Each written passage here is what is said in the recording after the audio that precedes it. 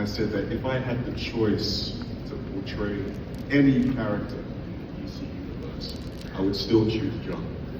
I would choose John every time. And I think that is largely because of his grit, his multifaceted personality and being. You know, this is an individual who is a former Marine sniper and also an architect. Two arguably seemingly juxtaposed things coexisting in one person. I love how complex he is. My hope is that when folks watch this, you know, they watch it and they feel a tangible relatability. And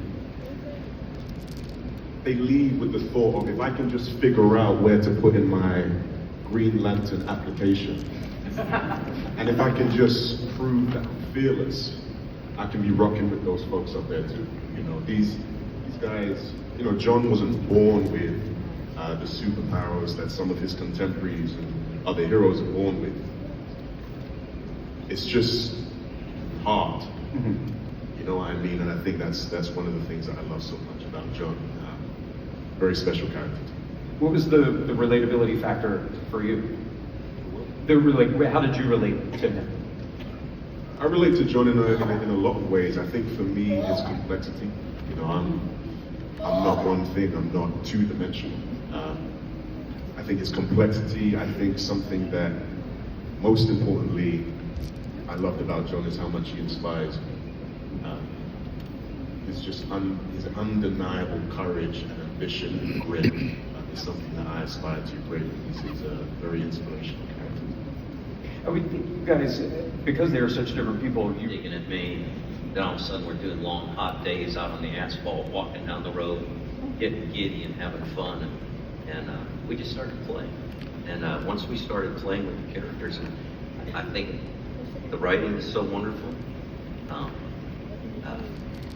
Once we started playing with the characters, and I think we both love these characters.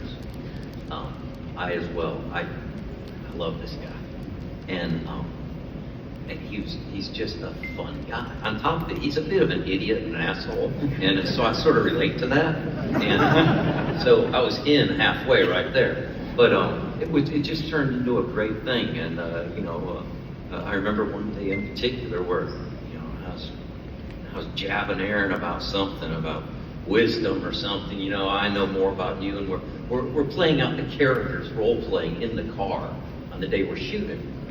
And then he goes, "Yeah, but you're old."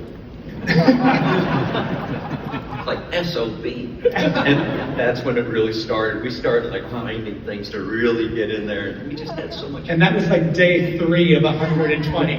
Like, experience. It's just, and when you can establish that relationship, I also feel like, you know, like Kyle said, the writing is so, to me, subjectively, I just think it's elite. I think the way that these folks have managed to walk such a fine line and include everything all at once, you know, the Green Lantern lore, and also make it tangible and accessible from a multiple standpoints. I think it's amazing. The writing's amazing, but one of the amazing things that we experienced, Carl, was just we never knew how we were going to get from point A to point B. We would never do anything that derailed the narrative of the story and the script, but we would be playful enough and open enough. Actually, Aaron and I talked about this because we both jumped on a different show together. But when you're jumping on a moving train, you're just hoping everybody's going to be cool and relaxed and really nice, and that's your day. You spend a day with these people. Everybody was very sweet, very kind, very nice to me. And then just before they say action, a cloud rolls over and everything gets really dour and everything starts to sink down. Everybody starts to brood a little bit. And then cut, and they're back. And everybody's like cool again. Want to grab a sandwich? It's kind of like that. Yeah. We can all relate in some way or another, yeah. Well, thank you for being here, and glad you could join us. Porna, I must get to you because the more In blackest night, No evil shall escape my sight. Let all who worship evil's might beware my power. Green Lantern's light.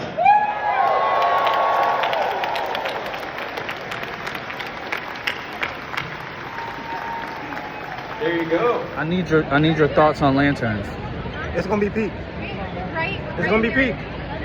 I was wrong. I'm not gonna lie, I was wrong. I thought it was gonna be whack, but Go ahead. all right, they got me. All right, you heard it here first.